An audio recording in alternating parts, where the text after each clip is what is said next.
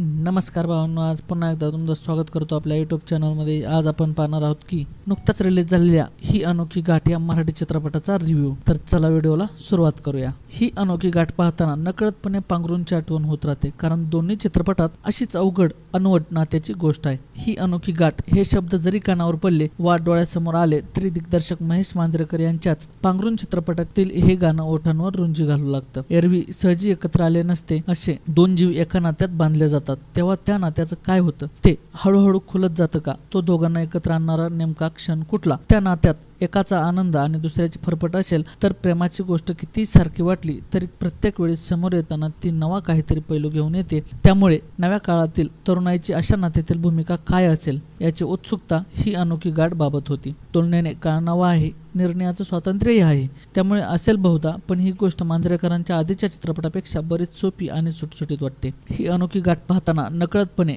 पांघरूणची आठवण होत राहते, कारण दोन्ही चित्रपटात अशाच अवघड अनवट नात्याची गोष्ट आहे। त्यातल्या प्रेमाची गुंतागुंत आहे, केवळ काळाचे संदर्भ बदललेले आहेत, त्यामुळे काळानुरूप मुळात लोकांच्या मानसिकतेतही बदल झालेला आहे। प्रेम विवाहाला असलेल्या विरोधाची कमी झालेली धार, कितीही गुंतागुंत झाली तरी त्यातून बाहेर पडण्याची तरुण पिढीची मानसिकता, अशा कितीतरी मूलभूत गोष्टींमुळे ही अनोखी गाठ पाहताना ती बरीचशी हलकी फुलकी सुखांतिका अधिक वाटते। आयुष्य उत्फुल्लपणे जगणारी आमला म्हणजेच गौरी इंगवले ही या चित्रपटाची नायिका आहे। वाई पाचगणीसारख्या निसर्ग सुंदर वातावरणात राहणारी आमला नृत्यात निपुण आहे। आमलाचे वडील कडक शिस्तीचे, एका चौकटीत वागणारे, तर नियमांची कुठलीही चौकट न मानता मनमुक्त जगणारी आमला यांच्या नात्यात काहीसा तणाव आहे। तरीही जमेल तसं बंड करत आमला आपल्याला हवं तसं जगण्याचा प्रयत्न करू पाहते। आमलाच्या इच्छेविरुद्ध तिचे वडील तिचं लग्न तिच्यापेक्षा वयाने मोठे असलेल्या श्रीनिवासशी लावून देतात। आता लग्नाची गाठ म्हणून आलेलं हे नातं होईल तसं निभवायचं या विचारात असलेल्या आमलाला समजूतदार श्रीकडून तिला हवं तसं जगण्याची संधी मिळते। या संधीमुळे आमला आणि श्री एकमेकांना कायमचे दुरावतात का?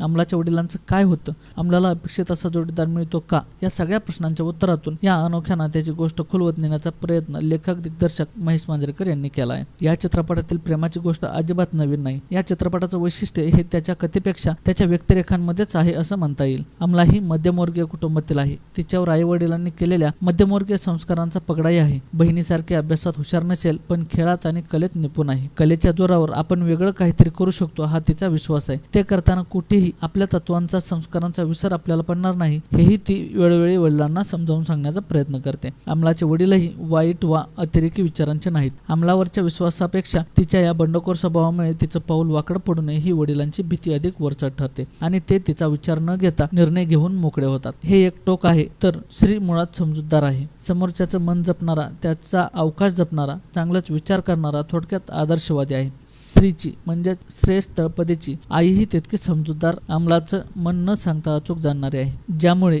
या नात्यात काही एक नाट्य उभं राहू शकलं असतं। अशा दोन व्यक्तिरेखाच आदर्शवादी असल्याने आमला आणि श्रीच्या नात्याची गोष्ट अपेक्षित वळणाने पुढे जाते। त्यात नाट्य वा नवपण काही नाही, मात्र नव्या पिढीच्या मानसिकतेचा पुरेपूर विचार मांजरेकर यांनी आमलाच्या व्यक्तिरेखेत केलेला दिसतो। अनेकदा उत्तम काय हे दिसतं, ज्याच्यावर आपण प्रेम करतो आहोत ती व्यक्ती नात्याबाबत पुरेशी गंभीर नाही हे कित्येक प्रसंगातून दिसत राहतं। तरीही प्रेमातील आंधळेपणानं वा जात्यात समजूतदार असल्यानं त्याकडे कानाडोळा करत ते नातं पुढे रेटण्याचा प्रयत्न मुलींकडून होत राहतो। काहीतरी शिकवण्याचा प्रयत्न न करता केवळ आमलाच्या वागण्या बोलण्यातून आजच्या मुलींनी स्वतःच्या निर्णयाबाबत ठाम राहताना प्रेमाचं नातंही चौकसपणे स्वीकारायला हवं हे त्यांनी सहजपणे दाखवून दिलं आहे। मात्र ही स्त्री आणि आमला दोघांची त्यांच्या प्रेमाची गोष्ट आहे। त्यांच्या दोघांमधील भावनाट्याचं चित्रण महत्वाचं होतं, इथे मात्र त्याची कमी जाणवत राहते। स्त्रीच्या भूमिकेत अभिनेता श्रेयस तळपदेला पाहणं हा त्याच्या चाहत्यांसाठी सुखद अनुभव आहे। गौरी इंगवलेनेही आमलाची भूमिका समजून उमजून केली आहे। दोघेही कलाकार उत्तम ताकदीचे असून त्यांच्यातील नात्याचं गहिरपणे ते अनुभवायला मिळत नाही। कथा वाई पाचगणीच्या निसर्गरम्य वातावरणात घडते। इतकं सुंदर वातावरण असूनही